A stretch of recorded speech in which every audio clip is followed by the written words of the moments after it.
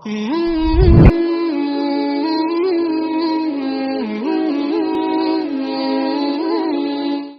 الله الرحمن الرحيم. الحمد لله رب العالمين، والصلاة والسلام على رسول الله الكريم سيدنا محمد عليه وعلى آله أفضل الصلاة وأتم التسليم. أما بعد، نستأنف هذه السلسلة من الخلفاء الراشدين أصحاب النبي صلى الله عليه وسلم، ونستأنف في قصة أبي بكر رضي الله عنه وأرضاه.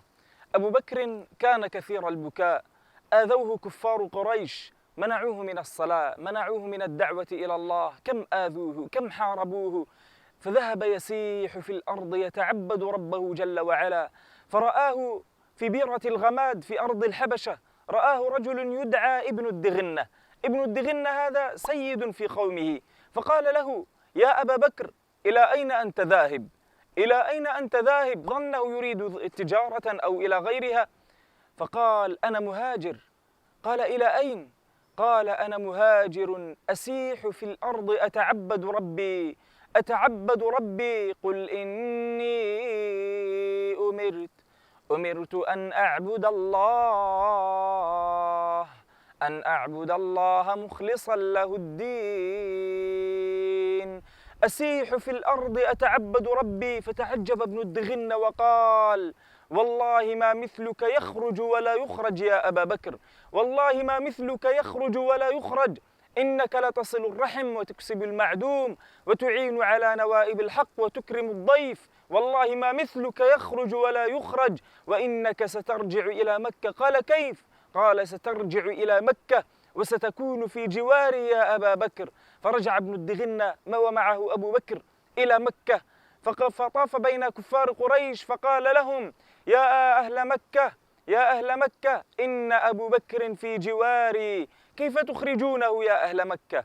كيف تخرجونه؟ إنه لا يصل الرحم ويكسب المعدوم ويكرم الضيف ويعين على نوائب الحق، والله ما مثله يخرج ولا يخرج، وإنه من اليوم في جواري. فرجع أبو بكر رضي الله عنه وأرضاه إلى بيته، رجل وهب نفسه لله جل وعلا، فخرج وفرش سجادته ليصلي للصلاة، فقام يصلي. وكان أبو بكر إذا صلى كان كثير البكاء.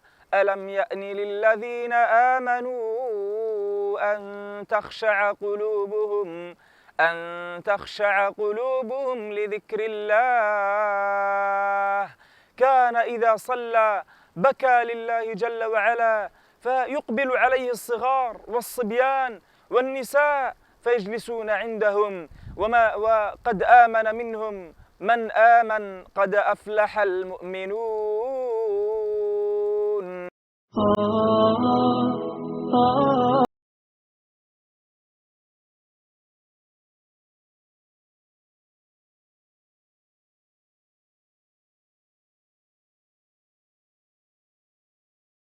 المؤمنون الذين هم في صلاتهم خاشعون. فذهبت قريش إلى ابن الدغنة تشتكي له، قالت له: يا ابن الدغنة، إن صاحبك نخشى عليه أن يفسد نساءنا وصبياننا، فمره فليصلي في بيته. رجل وهب نفسه لله، رجل وهب نفسه لربه جل وعلا. فجاء ابن الدغنة إلى أبي بكر يقول له: يا أبا بكر، يا أبا بكر، إن قريش تشتكي وتأمرني أن أقول لك أن تصلي في بيتك، فهي تخشى على نسائها وصبيانها، فصلي في بيتك يا أبا بكر.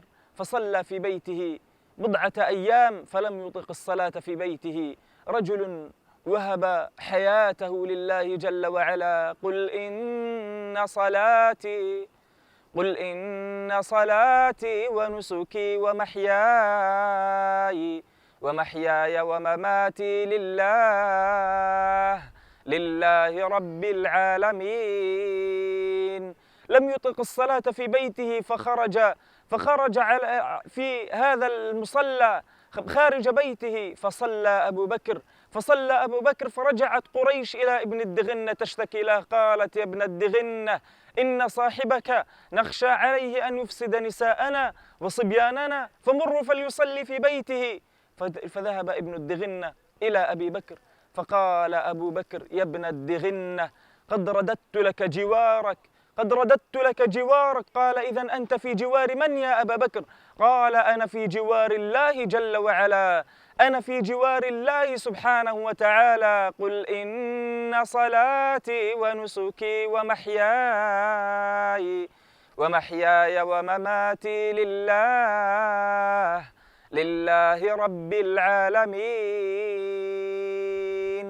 هو درس علمنا إياه أبو بكر رضي الله عنه وأرضاه، كيف نهب أنفسنا لله جل وعلا إن أوذينا أو تعرضنا لشيء من الإيذاء. فما أحوجنا أن نهاجر، نسيح في أرض الله، نتعبد الله سبحانه وتعالى. وصل اللهم على نبينا محمد وعلى آله وصحبه وسلم.